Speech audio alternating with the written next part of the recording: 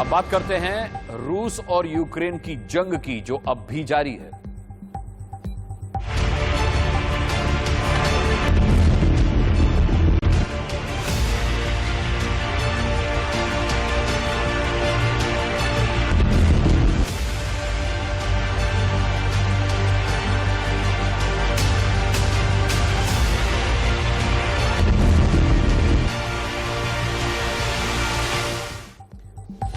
रूस यूक्रेन जंग में हर रोज एटमी हमले को लेकर के नया अपडेट आ रहा है। पहले हमने आपको बताया था कि जंग के चलते समंदर में एटमी सबमरीन की होड़ लग गई है। फिर हमने बताया कि एटमी बम वर्षक विमान भी तैयार हैं। और आज हम आपको बताने जा रहे हैं कि रूस किस मिसाइल में एटम बम को फिट करके छोड़ने जा रहा है।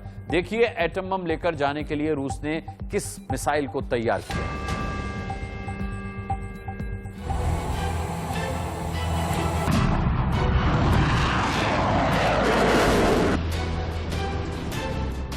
यह है रूस की इस्कंदर मिसाइल, जिसने यूक्रेन को खंडहर में बदल दिया।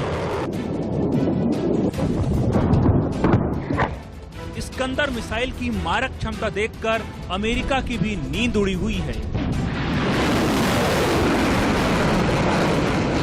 इस्कंदर मिसाइल की गांठ नहीं होने से नेटो देश भी बेचैन है।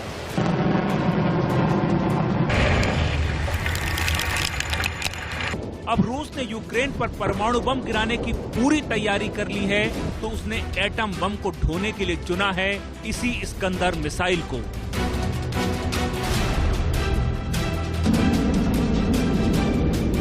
कितना ताकतवर है ये इस्कंदर?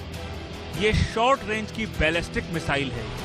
700 किलो तक के एटमी हथियार को लेकर जा सकता है। गैर परमाणु वॉरहेड को ढोने की क्षमता है इसमें। मैक 5.9 की स्पीड से ये उड़ान भर सकती है। 2006 में रूसी सेना में इस मिसाइल को कमीशन किया गया। इसकी मारक क्षमता 500 किलोमीटर तक है।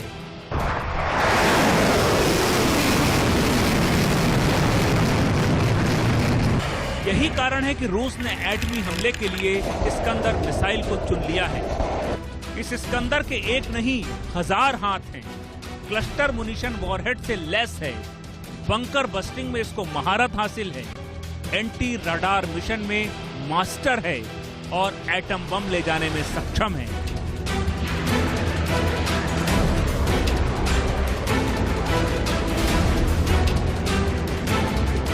इस्कंदर को रूस ने इस तरह 1988 में डिजाइन कर हरफन मौला बना दिया है। यही नहीं, जरूरत पड़ने पर रूस का इस्कंदर लक्ष्य का पीछा भी कर सकता है और उसे नष्ट भी कर सकता है।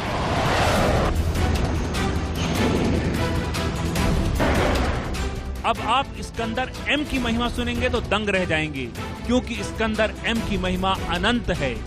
इसे 2018 में लॉन्च किया गया था। Solid propellant single stage guided missile है।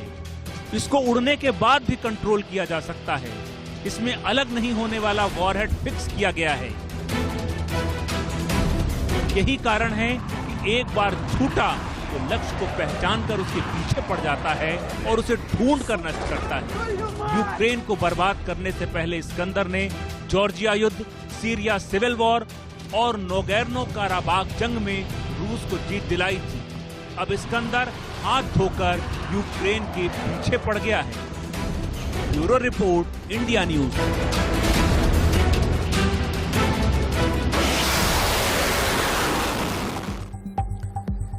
चलिए, हमारे साथ इस वक्त हमारे रक्षा विशेषज्ञ जुड़ रहे हैं, मेजर मोहम्मद अली शाह। हम उनका रुख करेंगे। मेजर साहब, बहुत बहुत स्वागत है आपका। और देखिए अब रूस किस तरीके का खौफ दिखा रहा है। पहले एटमी सबमरीन, उसके बाद बम वर्षक विमान जिन्होंने एटम बम का खौफ दिखाया, और अब ये बैलिस्टिक मिसाइल एटमी। क्या होने वाला है? जी, रूस के पास और कोई चारा भी नहीं है, बजाय दिखाने के, धमकाने के कि हम क्या करने वाले हैं। और कोई ऑप्शन हो तो उनके पास तो बताइए, कुछ ऑप्शन है ही नहीं उनके पास। तो वो एक तरीके से मैं कह रहा हूँ, रूस ऐसा घिर चुका है, बजाय कि कीव घिरे ना, रूस ऐसा घिर चुका है कि उनके पास कोई ऑप्शन ना है कि वो बस दिखाएगा कि हम ये करेंगे। अगर हाँ, इसमें बहुत लोग कहेंगे कि शायद ही एटॉमिक बॉम्ब या परमाणु हथियार का इस्तेमाल करे ये, अगर कर दिया तो बहुत ही घातक होगा, और अगर ये करता है तो यूक्रेन से पहले ये गिराएगा अमेरिका पे, गिराएगा यूके पे, ये गिराएगा वहां पे वेस्ट में।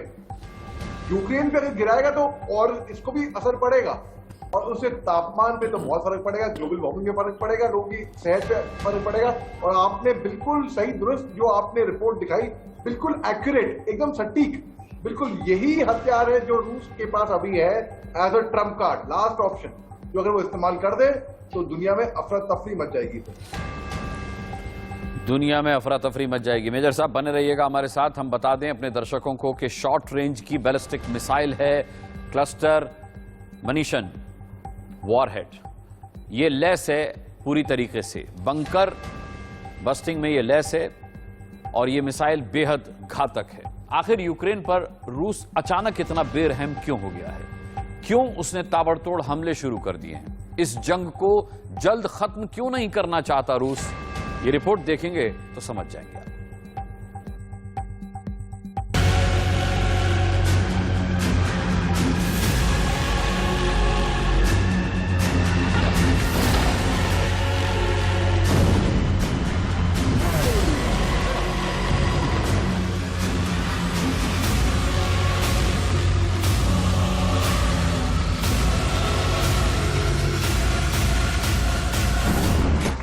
जैसे जैसे 9 मई की तारीख आ रही है, ये जंग भयंकर हो रही है।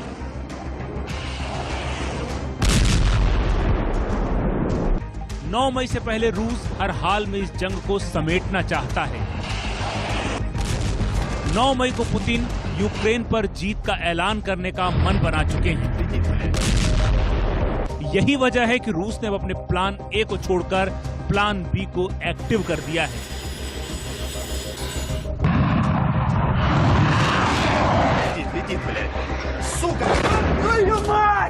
पहले ये तो समझ लीजिए कि पुतिन का प्लान ए क्या था। पुतिन का प्लान ए था राजधानी कीव पर कब्जा करना, यूक्रेन का पूरी तरह असैन्यीकरण करना,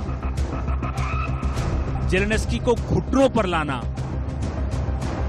यूक्रेन को अपनी शर्तों पर झुकाना, अपनी पसंद की सरकार यूक्रेन में बैठाना। लेकिन जिस तरह से यूक्रेन ने कीव के पास रूसी सेना को मुंहतोड़ जवाब दिया है, रूसी सेना उल्टे पांव कीव से लौट पड़ी है। उसके बाद पुतिन ने नई तैयारी के साथ प्लान बी को एक्टिव कर दिया है। क्या है रूस का प्लान बी? जंग को पूर्वी यूक्रेन तक सीमित रखना, डोनबास पर रूस की बढ़त बनाए रखना, मारियोपोल पर कब्जा करना।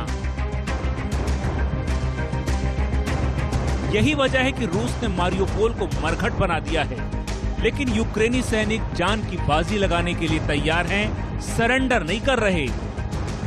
इसी के चलते इस इलाके में तबाही चरम पर पहुंच गई है। अब पुतिन ने मारियोपोल पर रूसी झंडा फहराने के लिए अपने सबसे खतरनाक जनरल अलेक्जेंडर डोर्निकोव को जंग की कमान सौंप दी है। कौन है ये जनरल डोर्निकोव? इसे पुतिन का कसाई कहा जाता है। इसी ने चेचन्या में कोहराम मचा दिया था। सीरिया के लोग आज भी इसके नाम से कांपते हैं। हीरो ऑफ रशिया के मेडल से सम्मानित है। अलेक्जेंडर डोर्निकोव के बारे में कहा जाता है कि वो जंग को जीतने के लिए मानवाधिकारों को सूली पर टांग देते हैं, यानी युद्ध के हर नियम उनके सामने टूट जाते हैं। जनरल डोर्निकोव को एक ही टारगेट दिया है, वो है मारियोपोल को अपने नियंत्रण में लेना, क्योंकि क्रीमिया 2014 से रूस के कब्जे में ही है। मारियोपोल पर रूस का कब्जा होते ही वो ब्लैक सी का बादशाह बन जाएगा।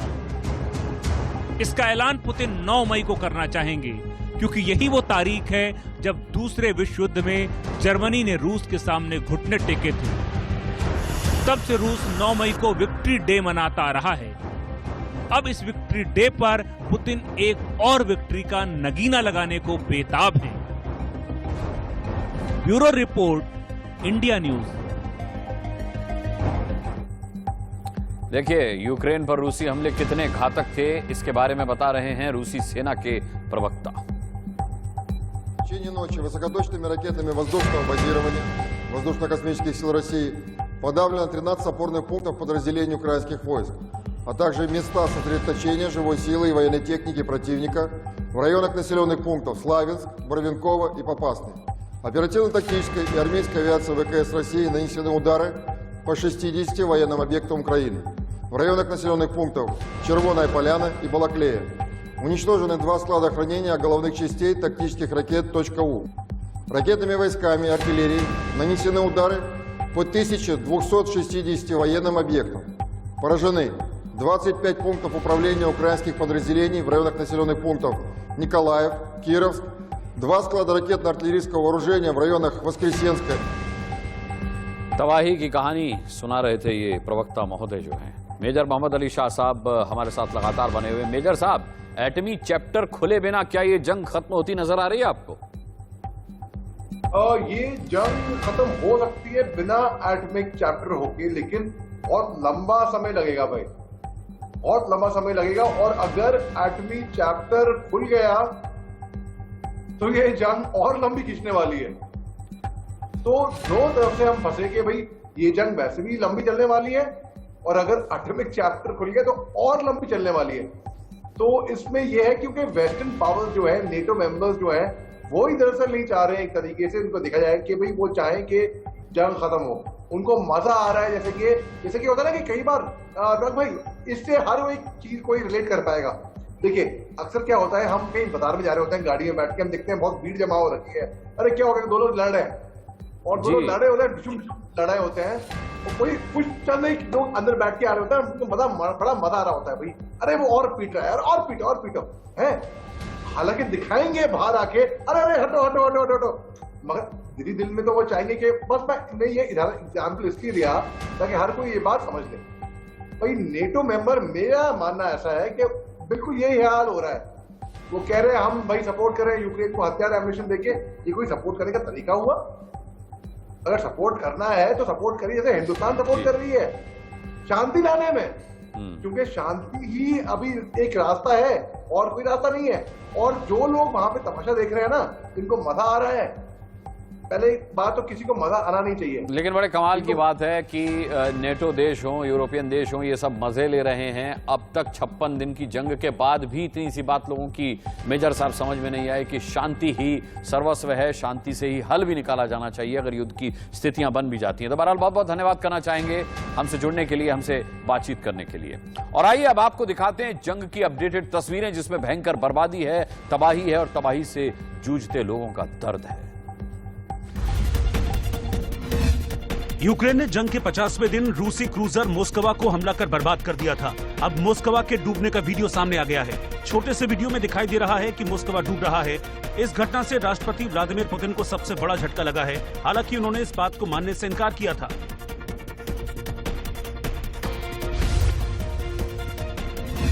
यूक्रेन के खार्किव में रूसी हमले का दिल दहला देने वाला वीडियो सामने आया है। इस वीडियो में दिखाई दे रहा है कि घायलों को अस्पताल में भर्ती कराने की कोशिश की जा रही है। उसी वक्त रूस फिर से हमले शुरू कर देता है। वहां मौजूद लोग हमले से बचने के लिए भागने लगते हैं। इसी वीडियो में दिखाई देता है कि किस तरह से एक स्वास्थ्यकर्मी एक घायल मरीज को छोड़कर वहां से भागता नहीं है।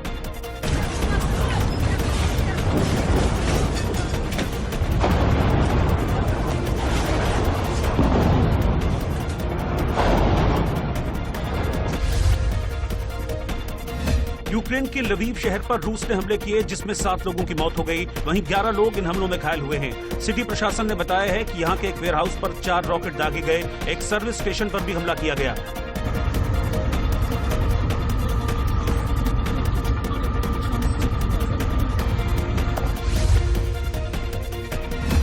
यूक्रेन में लुहांस्क के रुबिज्ने में यूक्रेन ने रूस के टैंकों पर हमले किए। इस हमले में रूसी टैंक में आग लग गई।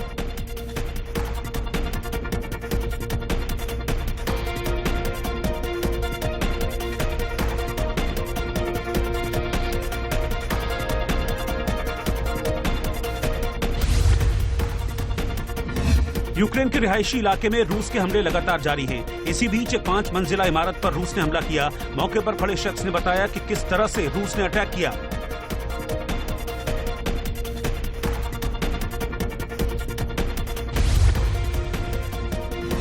यूक्रेन का दोनेत्स्क शहर रूस के सुखोई Su-25 की उड़ानों से दहल उठा। रूस के सुखोई विमान यूक्रेन में हमला कर तबाही मचा रहे हैं।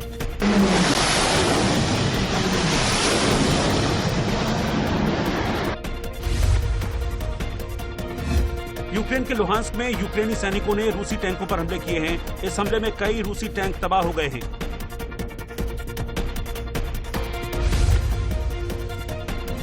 यूक्रेन के खार्किव में रूस लगातार हमले कर रहा है। यहाँ के लोग हमलों के बीच रहना सीख गए हैं। एक वीडियो आया है जिसमें दिखाई दे रहा है कि किस तरह लोग अपने काम से बाहर निकलते हैं। इस बीच हमला हो जाता है, लोग बचने की कोशिश करते हैं और जो बच जाते हैं वो फिर से अपने काम पर निकल पड़ते हैं।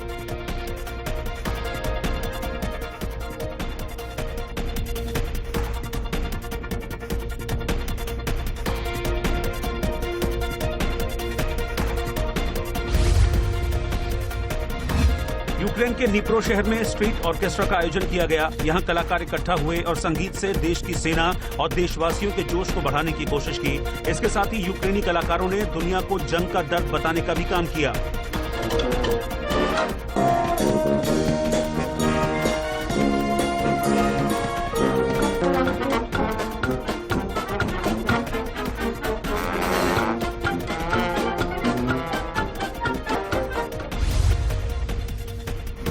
पोप फ्रांसिस ने यूक्रेन को क्रूर और मूर्खतापूर्ण लड़ाई में घसीटने के लिए रूस की कड़ी आलोचना की है।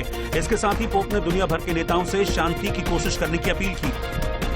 I've been filled with fear and anguish, as so many of our brothers and sisters have had to lock themselves away in order to be safe. रूस यूक्रेन जंग के दौरान युद्ध का एक वीडियो सामने आया है। यहाँ एक तबाह हो चुके घर के भीतर से सैनिक लड़ाई करते हुए दिखाई दे रहे हैं। दोनों पक्षों के बीच जमकर फायरिंग हो रही है।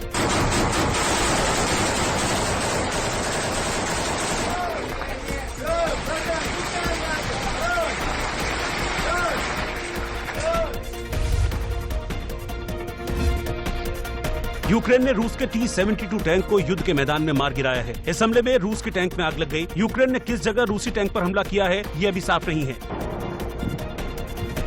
Мы не попали опять в него. Опять сделал. Да башня разворочена. Башня разворочена. रूसी वायुसेना ने Mi-28-9 हेलीकॉप्टर से यूक्रेन के सैनिक ठिकानों पर बमबारी की। रूस ने वीडियो जारी कर दावा किया है कि इस हमले से यूक्रेन को भारी नुकसान पहुंचा है।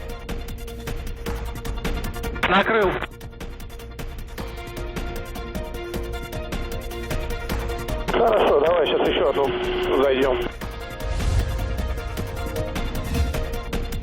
यूक्रेन के खार्किव में रूसी हमले के बाद एक शॉपिंग कॉम्प्लेक्स के बाहर कोहराम मच गया। इस हमले में कई लोग घायल हो गए। लोग इलाज के लिए परेशान दिखाई दिए। इस हमले में इमारतों को भी नुकसान पहुंचा है और मलबा चारों तरफ बिखरा नजर आया। Тут стекла, он везде повылетали. Это возле меня моя стоит.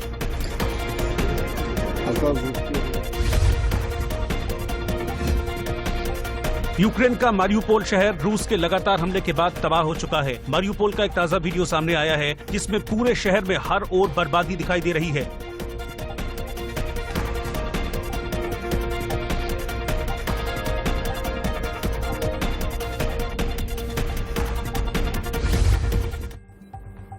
इसी के साथ जागते रहो कि आज के एडिशन में इतना ही। अब आपसे कल रात 9 बजे फिर मुलाकात होगी। तब तक के लिए अपना बहुत बहुत ख्याल रखिएगा। मुझे आज के लिए इजाजत दीजिए। शुभ रात्रि, नमस्कार।